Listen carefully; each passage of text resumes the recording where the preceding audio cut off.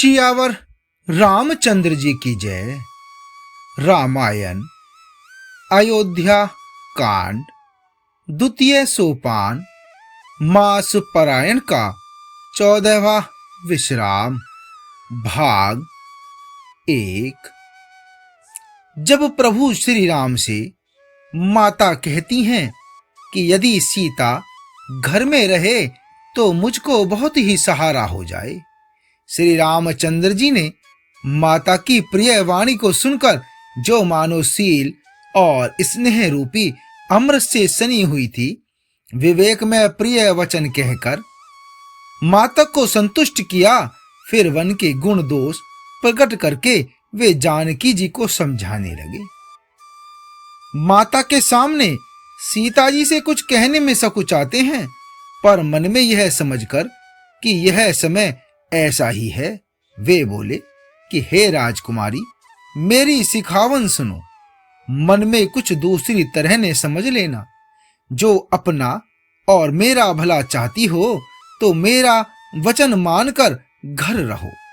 हे भामिनी, मेरी आज्ञा का पालन होगा, सास की सेवा बन पड़ेगी, घर रहने में सभी प्रकार से भलाई है।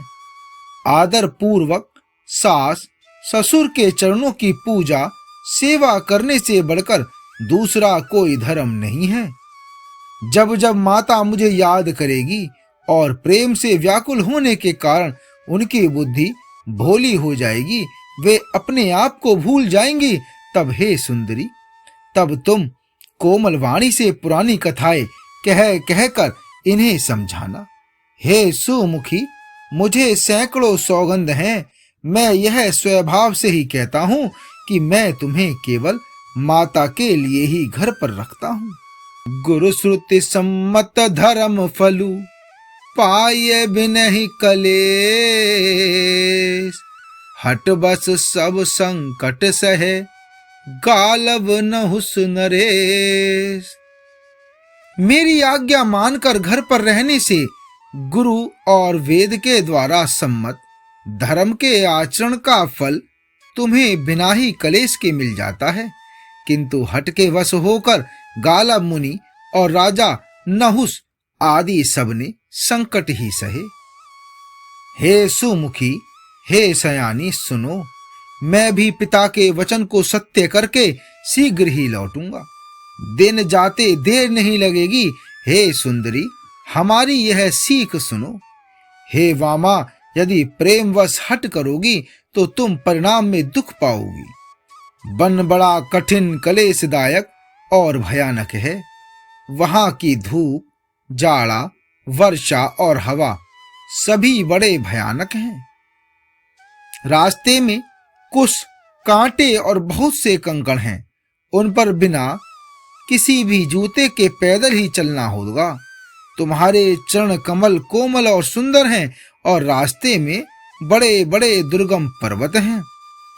पर्वतों की गुफाएं, खो, दर्रे, नदियां, नद और नाले ऐसे अगम्य और गहरे हैं कि उनकी ओर देखा तक नहीं जाता। रीछ, बाघ, भेड़िए, सिंह और हाथी ऐसे भयानक शब्द करते हैं कि उन्हें सुनकर धीरज भाग जाता है। भूमि शयन बल कल बसन, असुनु कंद फल मूल, ते कि सदा सब दिन मिलहि, सबुई समय अनुकूल।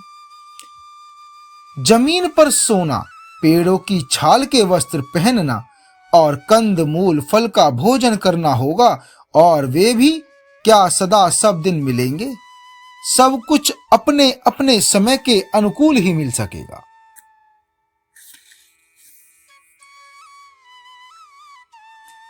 मनुष्यों को खाने वाले निशाचर राक्षस फिरते रहते हैं। वे करोड़ों प्रकार के कपट रूप धारण कर लेते हैं। पहाड़ का पानी बहुत ही लगता है।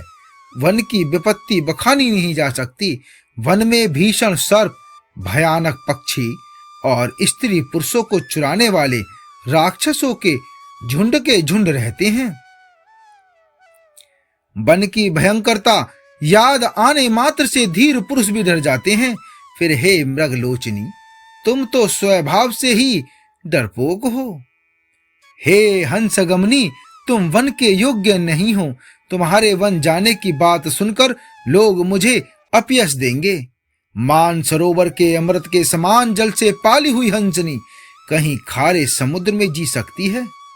नवीन आम के वन में विहार करने वाली कोयल क्या करील के जंगल में शोभा पाती है? हे चंद्रमुखी, हृदय में ऐसा विचार कर, तुम घर पर ही रहो। वन में बड़ा कष्ट है। स्वाभाविक ही हित चाहने वाले गुरु और स्वामी को, सीख को जो सिर चढ़ाकर नहीं मानता, वह हृदय में भरपेट पछताता है और उसके हित की हानि अवश्य ही होती है। प्रियतम के कोमल तथा मनोहर वचन सुनकर सीता जी के सुंदर नेत्र जल से भर गए। श्री राम जी की यह शीतल सीख उनको कैसी जलाने वाली हुई, जैसे चकवी को शरद ऋतु की चांदनी रात होती है। जानकी जी से कुछ उत्तर देते नहीं बनता। वे यह सोचकर व्याकुल हो उठी कि मेरे पवित्र और प्रेमी स्वामी मुझे छोड़ जाना चाहते हैं। नेत्रों के जल आंसुओं को जबरदस्ती रोककर वे पृथ्वी की कन्या सीता जी हृदय में धीरज धरकर सास के पैर लगकर हाथ जोड़कर कहने लगी कि हे देवी, मेरी इस बड़ी भारी ठिठाई को क्षमा कीजिए। मुझे प्राणपति ने वही शिक्षा दी है जिससे मेरा परम हित हो, परंतु मैंने मन में समझकर देख लिया कि पति के वियोग के समान जगत में कोई दुख नहीं है। हे प्राणनाथ, हे दया के धाम, हे सुंदर, हे सुखों के देने वाले, हे सुजान, हे रघुकुल रूपी कुमुद के खिलाने वाले चंद्रमा, आपके बिना स्वर्ग भी मेरे लिए नरक के समान है। माता, पिता, बहन, प्यारा भाई, प्यारा परिवार, मित्रों का समुदाय, सास, ससुर, गुरु, स्वजन, बंद बांधव, सहायक और सुंदर, सुशील और सुख देने वाला पुत्र। हे नाथ, जहां तक स्नेह और नाते हैं, पति के बिना स्त्री को सभी सूर्य से भी बढ़कर तपाने वाले हैं। शरीर, धन, घर, पृथ्वी, नगर और राज्य, पति के बिना स्त्री के लिए यह सब शोक का समाज है। भोग रोग के समान है, गहने भारत रूप हैं और संसार यम यातना नरक की पीड़ा के समान है। हे प्राणनाथ, आपके बिना जगत में मुझे कहीं कुछ भी सुखदायी नहीं है। जैसे बिना जीव के देह और बिना जल के नदी, वैसे ही हे नाथ, बिना पुरुष के स्त्री है। हे नाथ, आपके साथ रहकर आपका शरद पूर्णिमा के निर्मल चंद्रमा के समान मुख देखने से मुझे समस्त सुख प्राप्त होंगे।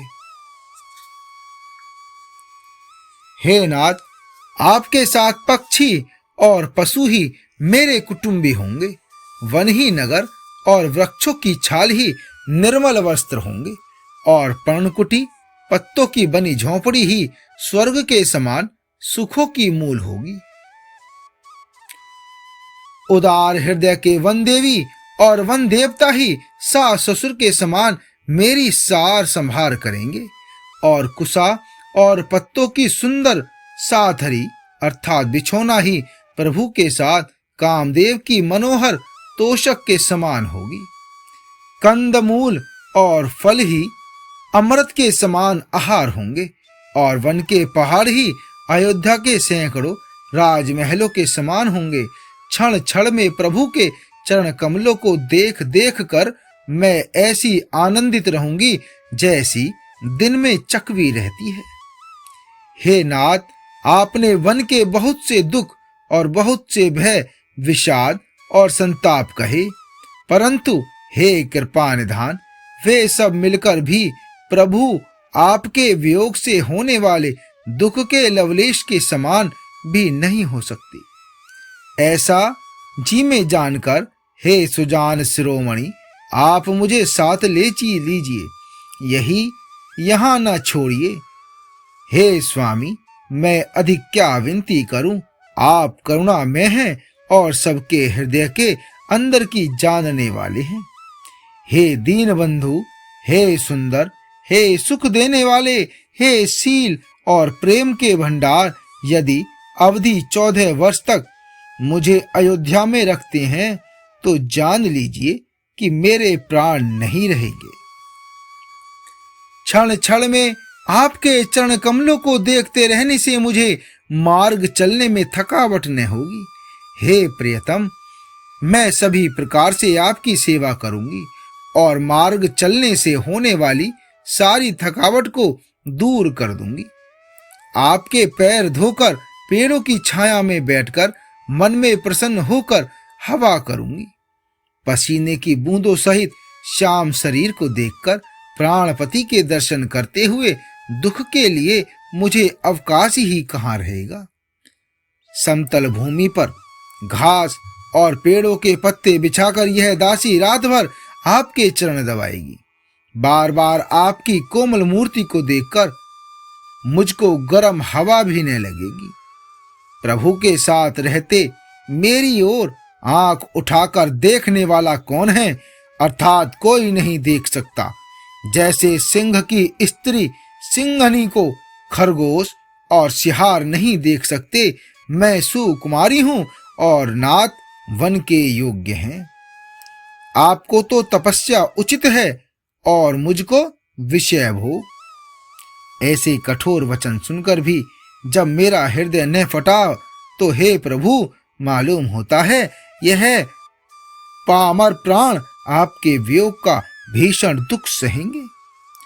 ऐसा कहकर सीता जी बहुत ही व्याकुल हो गईं। वे वचन के वियोग को भी न संभाल सकीं, अर्थात शरीर से वियोग की बात तो अलग रही, वचन से भी वियोग की बात सुनकर वे अत्यंत विकल हो गईं। उनकी यह दशा देखकर श्री रघुनाथ जी ने अपने जी में जान लिया कि हठ पूर्वक इन्हें यहाँ रखने से ये प्राणों को न रखेंगे। आगे का भाग 2 में। जय श्री राम।